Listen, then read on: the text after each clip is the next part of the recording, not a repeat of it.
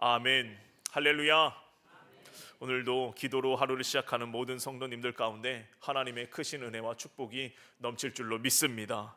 또 가정에서 삶의 자리에서 영상으로 기도에 동참한 모든 분들 가운데도 충만한 은혜가 임할 줄로 믿습니다. 오늘 말씀의 제목은 보라 내가 도둑같이 오리니입니다. 보라 내가 도둑같이 오리니. 오늘 본문은 최종 심판, 마지막 재앙, 7 대접의 재앙이 쏟아지는 모습을 그리고 있습니다.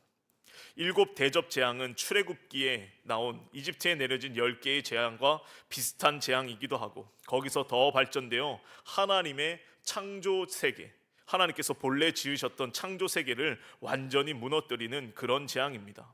처음에는 땅과 바다와 강, 물을 완전히 파괴시키고, 그로 인하여 하나님의 백성을 괴롭히던 자들, 그들도 다 벌을 받게 됩니다. 7 천사가 차례로 한 대접씩 세상에 쏟아붓게 되는데, 맨 마지막에 공중에 그 대접을 쏟음으로써 공중의 권세 잡은 자들까지 완전히 멸하게 됩니다. 오늘과 내일 그리고 모레까지 마지막 재앙과 음녀와 바벨론에 대한 심판이 계속되게 되는데, 중간중간 하늘로부터 들려오는 음성이 있습니다. 이 하나님의 심판은 참되시고 의로우신 심판이다라는 것입니다. 오늘 본문을 세 부분으로 나누면 1절로 7절까지 첫 번째 대접부터 세 번째 대접까지 쏟아지는 내용입니다. 땅과 바다와 강에 쏟아지는 그런 재앙인데, 그로 인하여 하나님의 의로우신 심판이 나타나고 있습니다. 8절부터 16절까지는 네 번째 대접 재앙부터 6번째 대접 재앙까지 태양과 짐승의 왕자와 유브라데 강에 쏟아진 대접 재앙입니다. 여기 재앙의 특징은 죄인들이 그 재앙을 받으면서도 끝까지 하나님을 비방하며 회개하지 않는 그런 모습이 그려지게 되고, 이것은 자연스럽게 영적 전쟁으로 이 재앙이 확대되는 모습을 보이게 됩니다. 그리고 이제 악한 영들이 최후의 전쟁으로 마지막 발악을 하면서 아마겟돈의 세상의 왕들을 다 모으게 됩니다. 17절로 21절까지 마지막 7번째 재앙인데, 그 대접이 공중에 쏟아지게 되고 하늘로부터 음성이 들리기를 되었다라는 그런 선언이 들립니다. 번개와 지진이 일어나고 큰 성이 무너지고 바벨론도 무너지고 섬도 없어지고 산악도 없어지고 큰 우박이 하늘로부터 내리게 되었다라고 말합니다. 오늘 말씀의 제목이 보라 내가 도둑같이 오리니 라고 했는데, 예수님께서는 반드시 다시 이 세상을 심판하러 오시겠다 약속하신 줄로 믿습니다. 우리가 매주 예배 때마다 사도신경으로 우리의 신앙을 고백하잖아요. 우리가 믿는 것들을 고백하는데, 창조주 하나님을 고백하고 예수님의 동정녀 탄생을 고백하고 예수님의 십자가 사건과 부활을 고백하면서 또 마지막에 저리로서 산자와 죽은 자를 심판하러 오시리라, 예수님의 재림을 우리는 날마다 고백하고 있습니다.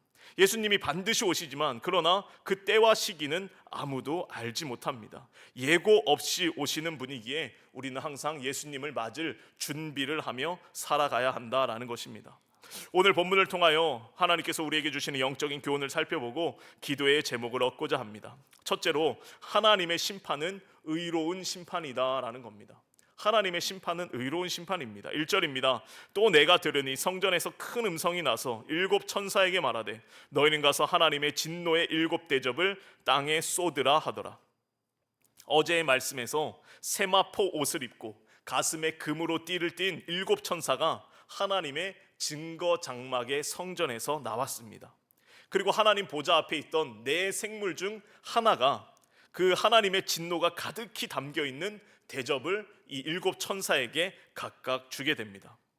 이 대접은 그릇인데, 구약을 보면 성막과 성전에서 하나님께 향을 피울 때 금그릇에 향을 피웠고, 또 금으로 만든 등잔대가 있는데 성막 안에 불이 꺼지지 않도록 항상 그 금그릇에 기름을 가득히 담아 두었습니다. 보통 이제 구약을 설명할 때 성막과 성전을 이제 설교할 때에도 이것을 영적인 의미로 생각해서 성전에, 성막에 기도의 불이 꺼지지 아니하도록 항상 성령의 기름으로 충만하게 채워야 한다라고 보통 말을 하고, 또 성전에서 피우는 향도 제사장들의 중보기도입니다. 중보기도를 상징하면서 하늘에 상달되도록 계속해서 이 향을 피워야 한다, 이 계속된 기도가 되어야 한다라고 그렇게 많은 의미를 내포하고 있습니다. 요한계시록 5장 8절을 보면 이렇게 말하는데, 네 생물과 24장로들이 그 어린 양 앞에 엎드려 각각 검은고와 향이 가득한 금 대접을 가졌으니 이 향은 성도들의 기도라. 하나님 보좌 앞에 금 대접이 올라와 있는데 거기 담긴 이 향이 성도들의 기도라는 것입니다. 또 요한계시록 8장 3절 이하입니다. 또 다른 천사가 와서 제단 곁에 서서 금향로를 가지고 많은 향을 받았으니 이는 모든 성도들의 기도와 합하여 보좌 앞 금제단에 드리고자 함이라. 향연이 성도의 기도와 함께 천사의 손으로부터 하나님 앞으로 올라가는지라. 천사가 향로를 가지고 제단에 불을 담아다가 땅에 쏟음에 우레와 음성과 번개와 지진이 나더라. 성도들의 기도가 이 금향로에 담겨서 하나님 앞에 올라가게 되는데, 천사가 그 향로를 다시 땅에 쏟으니 우레와 번개와 지진이 되어서 이 땅에 떨어지게 되었다라는 겁니다. 그러니까 이 마지막 7 대접의 심판은 성도들의 간절한 기도가 담긴 그 대접이 하늘로 올라갔다가 하나님 보좌 앞에 갔다가 다시 이 땅으로 재앙으로 내려지는 하나님의 심판을 상징하는 것입니다. 성도들이 하나님께 얼마나 부르짖었는지 그 기도가 금 대접에 담겨서 하나님 앞에 상달된 것이죠. 하나님, 우리를 좀 살려주십시오.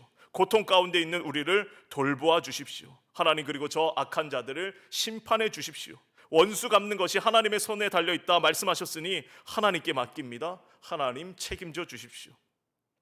출애굽기에서도 애굽에서 고통받고 있는 자들의 절규를 하나님께서 들으신 장면이 있습니다. 2장 23절 이하입니다. 여러 해 후에 애굽 왕은 죽었고 이스라엘 자손은 고된 노동으로 말미암아 탄식하며 부르짖으니 그 고된 노동으로 말미암아 부르짖는 소리가 하나님께 상달된지라. 하나님이 그들의 고통 소리를 들으시고 하나님이 아브라함과 이삭과 야곱에게 세운 그 언약을 기억하사 하나님이 이스라엘 자손을 돌보셨고 하나님이 그들을 기억하셨더라. 사랑하는 성도 여러분, 하나님께서는 우리의 기도를 들으시고 그 들으신 기도대로 이 땅 가운데 역사하시는 줄로 믿습니다. 금대접에 담겨 하늘로 올라갔던 성도들의 기도가 이제 그 대접에 하나님의 진노가 가득 차서 더 이상 저들을 가만히 두지 않겠다 하면서 하나님의 진노를 쏟아내고 있는 것입니다. 2절부터 차례로 이야기합니다. 첫 번째 천사가 대접을 땅에 쏟음에 짐승의 표를 받은 사람과 우상에게 경배하는 자들에게 악하고 독한 종기가 나더라. 둘째 천사가 대접을 바다에 쏟음에 바다가 곧 죽은 자의 피같이 되더라. 바다에 있던 모든 생물이 죽게 됩니다. 세 번째 천사가 그 대접을 강과 물 근원에 쏟음에 피가 됩니다. 그때 천사가 말합니다. 하나님의 심판이 의로우시다라고. 6절입니다. 그들이 성도들과 선지자들의 피를 흘렸으므로 그들에게 피를 마시게 한 것이 합당하니라 하더라. 그들이, 그 악한 세력들이 성도들과 선지자들의 피를 너무나 많이 흘렸기에 그들에게 피를 마시게 하는 것, 그로 인해서 그들을 심판하는 것 너무나 당연하다라는 말씀입니다. 너무나 합당한 심판이고 의로운 심판, 불의와 죄인에 대하여 반드시 갚아주시는 하나님의 보응이라는 것입니다. 사랑하는 성도 여러분, 하나님께서는 반드시 악한 자들을 멸하시고 그들을 심판하시는 줄로 믿습니다. 그러기에 이 땅 가운데 악이 너무나 많다고, 악인의 득세함을 너무 걱정하지 않아도 되고 너무 마음 아파하지 않아도 된다라는 것입니다. 하나님께서는 하나님의 때에 반드시 갚아주시고 벌하시고 악의 대가를 치르게 하신다라는 겁니다. 그 옛날 출애굽 시절에 모세가 태어났을 때에 이집트의 왕 바로 왕은 태어난 모든 사내 아이를 죽게 합니다. 딸아이면 살게 하고 아들이면 죽게 하죠. 그런데 하나님께서 그것을 이제 진노의 대접에 담아 주셨다가 마지막 재앙, 10번째 재앙 때에 애굽의 모든 장자를 치심으로 첫째 아들을 다 죽여버림으로써 그들의 죄악에 대한 보응을 갚아 주셨다라는 것입니다. 그러기에 이것은 하나님의 의로우신 심판이었다라는 겁니다.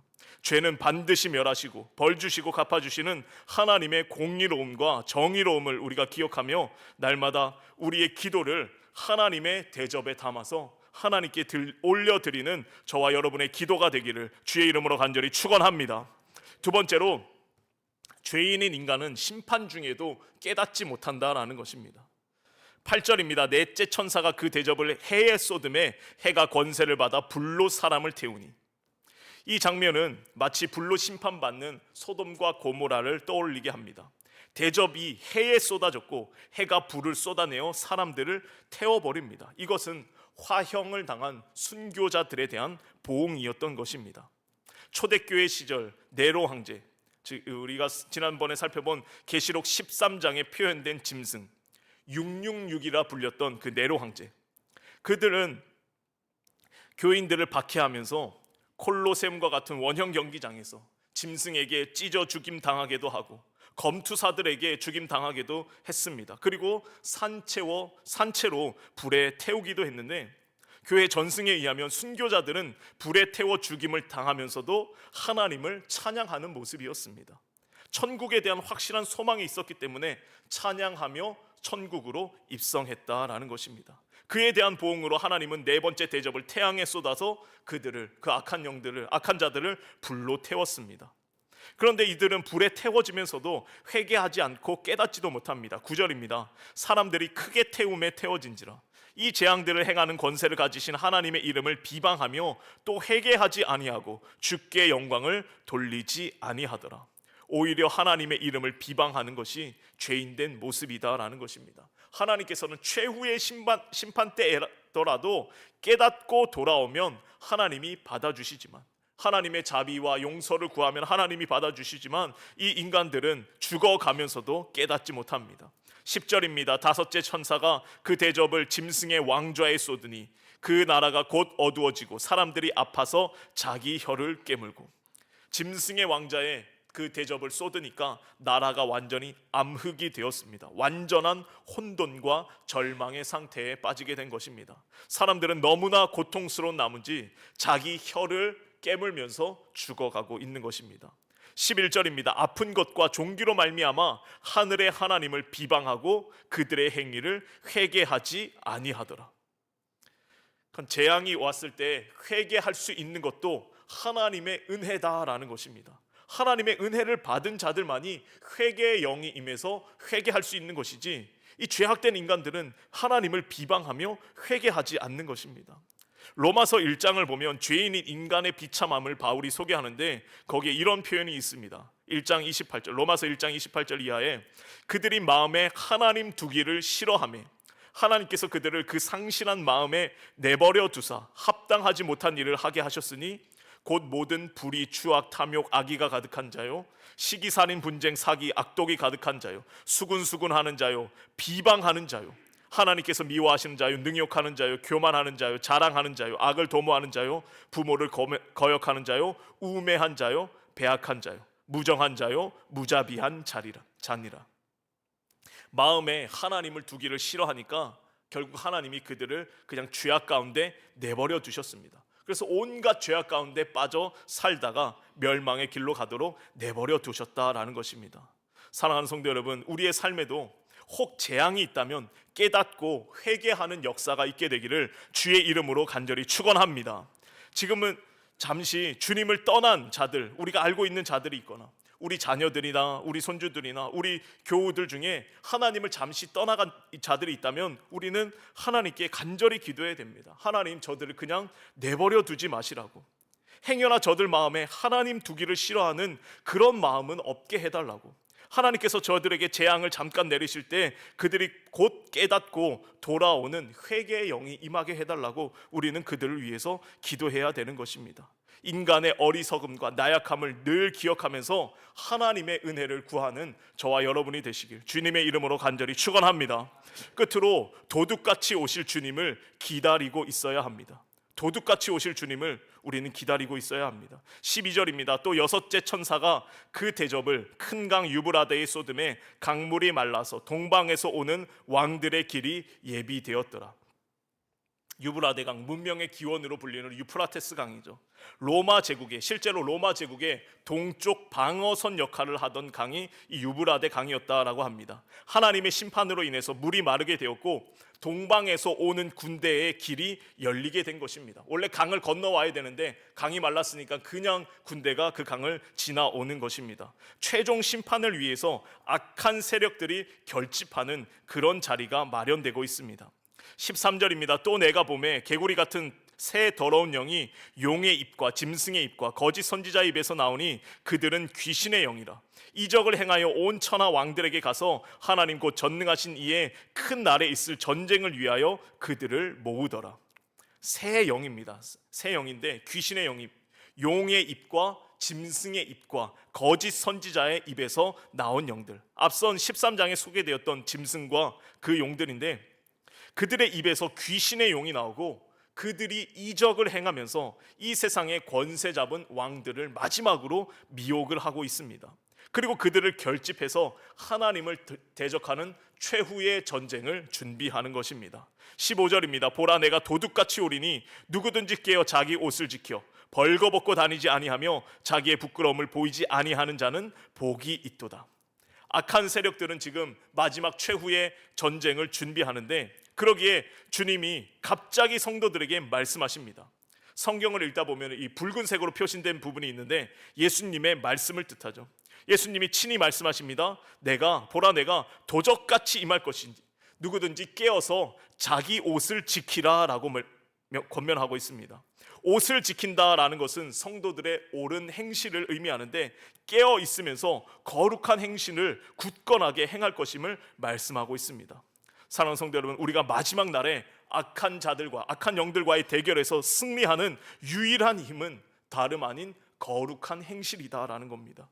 우리가 무엇으로 악한 영들과 더러운 영들을 이길 수 있겠습니까? 깨어 기도하면서 거룩한 삶을 살아가면서 언제 주님이 다시 오실지 모르기에 늘 항상 거룩한 행실을 통해서 하나님 앞에 부끄러움 없이 살아가는 것, 그것이 우리의 능력이고 우리의 힘이다라는 것입니다. 예수님 말씀하십니다. 벌거벗고 다니지 아니하고 자기의 부끄러움을 보이지 아니하는 자, 그들이 복이 있다라고 말씀하십니다. 거룩한 행실로 다니는 자들, 부끄러움이 없죠. 당당한 모습으로 살아가는 것입니다. 사랑하는 성도 여러분, 우리는 우리의 신앙생활 가운데 부끄러움 없는 행실을 통해서, 거룩한 삶을 통해서 악한 영들과 싸우는 그런 능력을 갖춰야 할 줄로 믿습니다. 16절입니다. 새 영이 히브리어로 아마겟돈이라 하는 곳으로 왕들을 모으리라. 더러운 새 영이 아마겟돈으로 세상의 왕들을 다 모으게 됩니다. 이 아마겟돈은 히브리어로 하므깃도인데, 하므깃도, 하는 어떤 산을 의미합니다. 그러니까 무깃도 산이 아마겟돈인데, 무깃도 산은 실제로 구약에서 수많은 전쟁을 치렀던 그런 장소였습니다. 사사기에서는 여사사였던 드보라와 바락의 군대가 시스라의 철병거 700대를 무너뜨린 승리의 장소였고, 뿐만 아니라 열왕기 하에서는 요시야 왕이 애굽 왕 느고의 싸움에서 이 무깃도 전투에서 패하게 됩니다. 거기서 요시야 왕이 전사하게 되고 그 후에 유다가 급격히 쇠락해서 바벨론에게 멸망을 당하게 되죠. 무깃도에서 결국 새 더러운 영에 의하여 모여진 모든 악의 세력들, 그들이 다 하나님의 심판을 받게 될 것임을 선언하고 있는 것입니다. 이어서 17절입니다. 7 천사가 그 대접을 공중에 쏟음에 큰 음성이 성전에서 보좌로부터 나서 이르게 되었다, 이르되 되었다 하시니. 마지막 7번째 천사가 등장해서 그 대접을 공중에 쏟았습니다. 공중은 다름 아닌 악한 영이 세력을 잡은 곳.